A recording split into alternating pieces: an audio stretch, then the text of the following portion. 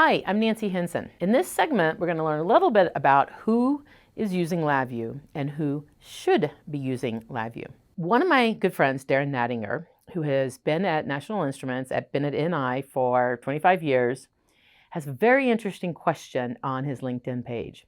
He says, I use LabVIEW, why don't you?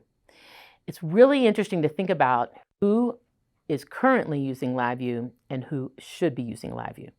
So I have a few props here that I stole from my son. We have here our original shuttle, and I don't know the specifics about which components and things were tested back in the day with LabVIEW.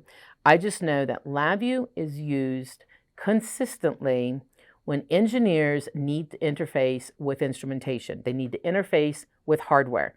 They need to send a stimulus, and then they need to read the results back. So whether it's engine testing, whether it's looking at the structure of a device, LabVIEW is used by engineers to gather the critical data that they need.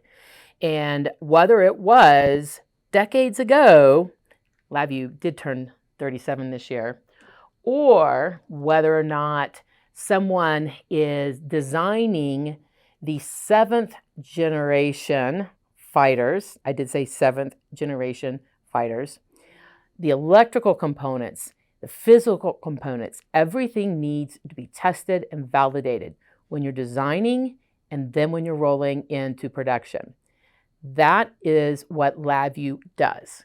LabVIEW was designed and built by engineers for engineers. It is the one programming language that was designed specifically for engineers, whether you're doing measurements, whether you're testing components.